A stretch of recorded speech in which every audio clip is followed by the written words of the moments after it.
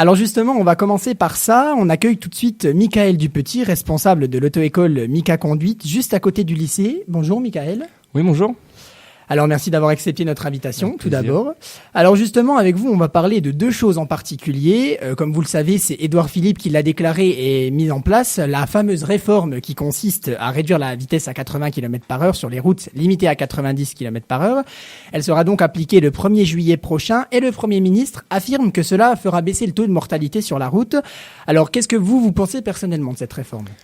Alors moi, personnellement, si vous voulez, au niveau des 80 km/h, aujourd'hui, on n'a réellement aucune preuve que ça va réduire le nombre de morts. Ça va forcément influer dessus, mais on n'a aucune preuve par rapport à ça.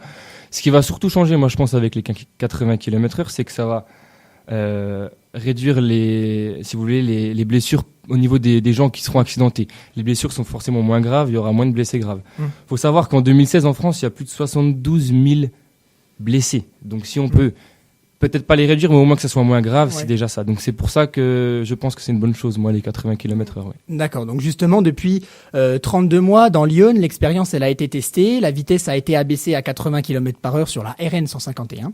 Les résultats seraient encourageants puisque les blessés auraient diminué de moitié et le nombre de tués serait passé de 6 à 1 avec un trafic identique. Donc justement, est-ce que pour vous, ces résultats sont significatifs et réels ou... Oui, après, au niveau des résultats que nous donne l'État, des fois... Je préfère, moi, personnellement, rester à distance de ces résultats, mais c'est forcément moins grave quand on a un accident à 80 km/h plutôt qu'à 90. La distance d'arrêt est beaucoup plus courte, on gagne environ 15 mètres, donc 15 mètres, c'est pas négligeable. C'est forcément mieux de passer à 80 km/h. Il y a déjà pas mal de pays européens qui l'ont fait, donc pourquoi pas la France ? D'accord. Et est-ce que justement vous pensez ceux qui sont déjà en excès de vitesse, qui sur les routes à 90 roulaient déjà à plus de 90, est-ce que du coup vous pensez que cette réforme elle aura un incident sur leur vitesse ? Moi je pense que quelqu'un qui roule à 110 sur une nationale continuera à rouler à 110 sur une nationale, malheureusement. D'accord. Le problème c'est que les Français ont du mal à prendre conscience de certaines choses. Ça, c'est le comportement typiquement français. Donc, c'est compliqué aujourd'hui de faire prendre conscience à certaines personnes que la route ne leur appartient pas et qu'il y a des dangers sur la route. Ouais. D'accord. Et concernant les jeunes, maintenant, c'est comme vous le savez, les jeunes conducteurs sont limités à 80 là pour le moment sur les routes à 90. Du coup, est-ce que ça va impacter ? On va devoir rouler à 70 Nous, les auto-écoles, on n'a eu aucun retour par rapport à ça pour l'instant. Donc, normalement, ça devrait rester à 80 pour les jeunes conducteurs. Ouais. D'accord. Et puis on va parler alcool et drogue maintenant au volant. Nos terminales obtiennent le permis progressivement, ce qui leur donne le droit de conduire un véhicule tout seul. Mais juillet-août, c'est aussi la période des fêtes pour ceux qui auront eu le bac ou des soirées pour oublier leur échec par exemple. Du coup, alcool et parfois drogue y sont consommés, mais on n'est pas sans savoir que ces deux produits ont des effets négatifs sur la conduite de nos étudiants. Est-ce que vous pouvez nous en dire plus pourquoi en fait la consommation de ces produits elle est dangereuse pour la conduite ? De toute façon, déjà, elle est dangereuse pour notre santé de base. Si vous voulez, en France, aujourd'hui, la tranche d'âge qui meurt le plus sur les routes, c'est les 15-24 ans. C'est dû à quoi ?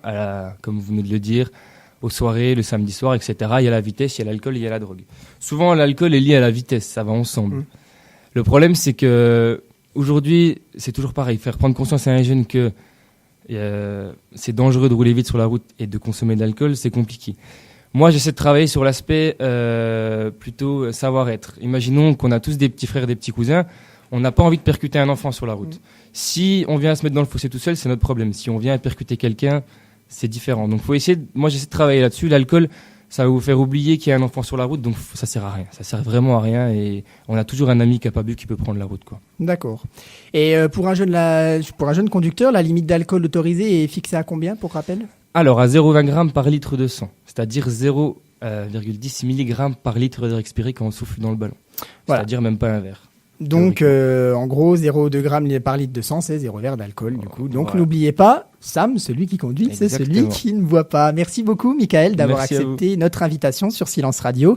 Un dernier petit message à faire passer à nos lycéens Écoutez, soyez surtout prudents cet été, comme vous venez de le dire. Ça sert à rien, on n'est jamais pressé sur la route. On part 5 minutes plus tôt et c'est très bien. Merci et à très bientôt. Michael, donc responsable de l'auto-école Mika Conduite de Valentinier, juste à côté du lycée.